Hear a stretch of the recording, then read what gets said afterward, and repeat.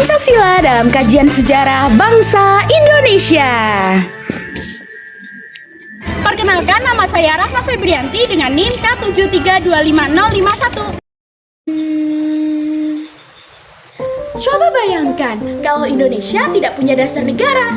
Mungkin kita sudah terpecah menjadi berbagai negara kecil, saling berebut kekuasaan, atau bahkan tidak merdeka seperti sekarang. Nah, dasar negara yang kita miliki sekarang, seperti yang kita tahu, yaitu Pancasila. Ternyata punya sejarah panjang loh. Tahu nggak sih kamu kalau Pancasila itu nggak muncul dalam semalam? Ada proses panjang, perdebatan, sampai kompromi. Nah, hari ini kita akan menyelami perjalanan Pancasila dari masa kerajaan, prakemerdekaan, kemerdekaan, sampai reformasi. Sebelum lanjut, siapin dulu ya fokusnya.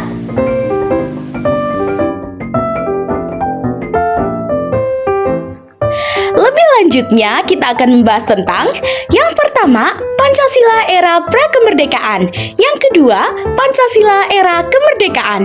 Yang ketiga, Pancasila era Orde Lama. Yang keempat, Pancasila era Orde Baru. Dan yang terakhir, Pancasila era Reformasi. Langsung saja kita masuk ke Pancasila era prakemerdekaan. Pembahasan Pancasila pada era prakemerdekaan ini juga mencangkup Indonesia saat masih dalam zaman kerajaan. Loh, zaman kerajaan? Emangnya udah ada Pancasila? Sabar, jangan bingung dulu. Nah, biar aku jelasin nih. Jadi, sebelum Pancasila itu dipakai sebagai dasar negara, nilai-nilainya itu sudah hidup dalam bangsa Indonesia sejak zaman kerajaan. Nah, kerajaan apa sih yang bakal kita bahas? Yuk, lanjut aja. Yang pertama, ya Kerajaan Kutai. Yang kedua, Kerajaan Sriwijaya. Yang ketiga, yaitu Kerajaan Majapahit.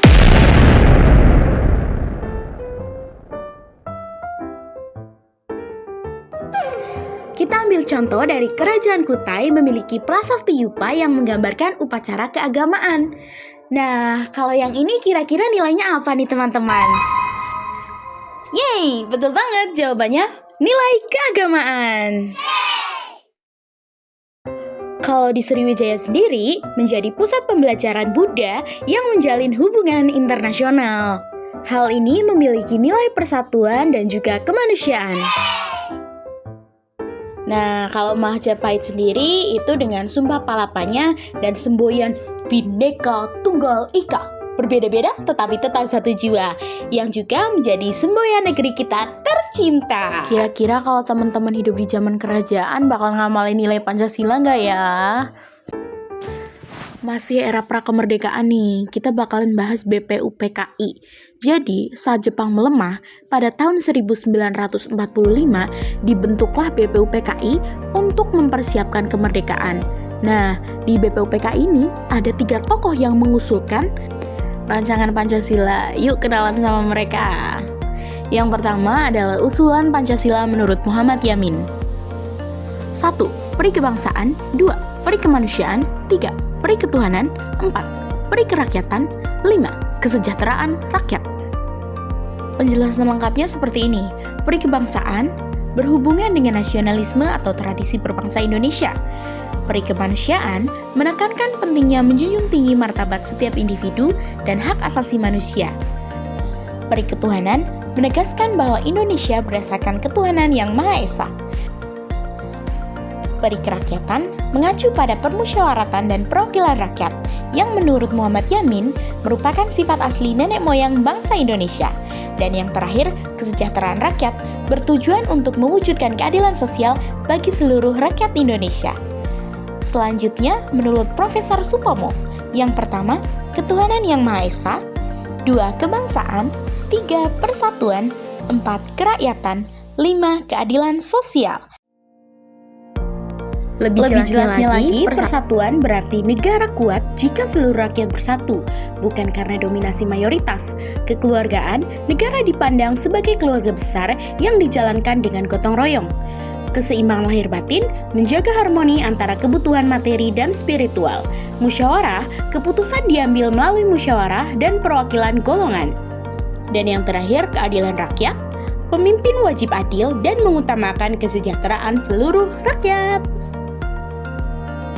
Kita masuk ke usulan terakhir, yaitu menurut Insinyur Soekarno, yaitu 1. Kebangsaan, 2. Internasionalisme atau perikemanusiaan, 3. Mufakat atau demokrasi, 4.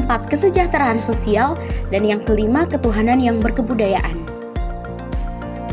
Penjelasan lengkapnya yaitu kebangsaan Indonesia berarti cinta tanah air dan persatuan bangsa.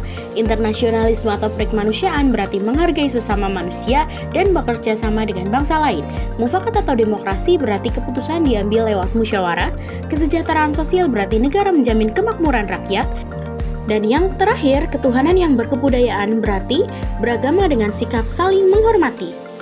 Selesai sudah era prakemerdekaan dan kita masuk ke era kemerdekaan. Dari rumusan-rumusan tersebut dimusyawarahkan dan akhirnya terbentuklah Piagam Jakarta.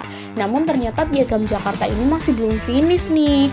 Ada hal-hal yang perlu diperbaiki, yaitu rumusan awal Pancasila yang dimasukkan ke dalam Piagam Jakarta. Tapi sila pertamanya masih berbunyi, ketuhanan dengan kewajiban menjalankan syariat Islam bagi pemeluk-pemeluknya. Kemudian diganti menjadi ketuhanan yang Maha Esa.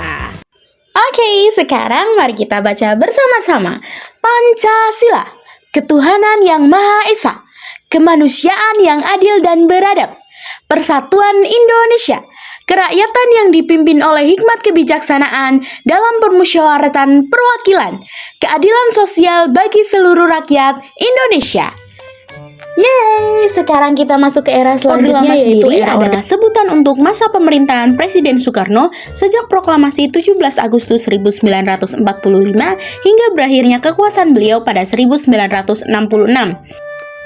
Jadi gimana sih saat itu? Saat itu ada demokrasi terpimpin, Soekarno memegang kendali penuh. Ada juga Pancasila menjadi alat kompromi ideologi, dipakai untuk satukan nasionalis, agama, dan juga komunis. Ada juga konflik politiknya menjadi tajam. 3 kekuasaan ini sering bentrok, dan negara menjadi tidak stabil. Ekonomi buruk, inflasi tinggi, dan membuat rakyat menjadi resah.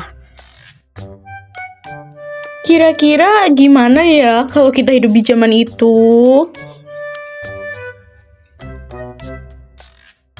Kita masuk ke bagian berikutnya, yaitu era Orde Baru. Jadi, era Orde Baru ini adalah masa pemerintahan Presiden Soeharto di Indonesia yang berlangsung di tahun 1966 hingga 1998. Lama juga ya. Jadi gimana sih saat itu? Yang pertama ada penataran P4, pedoman penghayatan dan pengamalan Pancasila. Semua warga dari pelajar hingga PNS harus mengikuti penataran ini. Tujuannya baik, namun praktiknya sering jadi hafalan, bukan dialog. Pancasila juga pada era ini menjadi sentralisasi dan stabilitas. Pemerintah sangat mengontrol media, politik, dan kritik publik. Pancasila sering dipakai sebagai legitimasi kebijakan negara. Pada era ini, Pancasila juga sebagai asas tunggal, organisasi wajib menjadikan Pancasila satu-satunya asas. Positifnya adalah mencegah konflik ideologi, sementara negatifnya adalah membatasi kebebasan politik. Pada zaman itu, infrastruktur meningkat, swasembada pangan, pendidikan meluas, dan juga tumbuhnya industri-industri. Setelah dengar itu, kalian mau nggak hidup di zaman Orde Baru? Bercanda, yuk masuk ke era yang terakhir, yaitu era reformasi. Era reformasi adalah masa setelah runtuhnya era Orde Baru pada tahun 1998 yang ditandai dengan perubahan besar dalam sistem politik, pemerintahan, dan kehidupan berbangsa di Indonesia.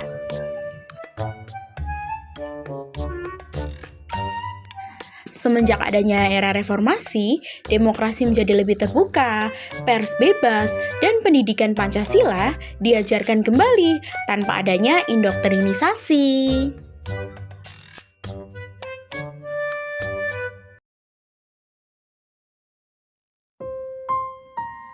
Perjalanan Pancasila adalah cermin perjalanan bangsa kita. Dari nilai-nilai masa kerajaan, perdebatan panjang prakemerdekaan, dinamika politik Orde Lama dan Orde Baru, hingga pemaknaan ulang di era reformasi. Pancasila bukan hanya sekedar ideologi. Pancasila adalah identitas dan fondasi kita sebagai bangsa. Sekian dari aku, terima kasih.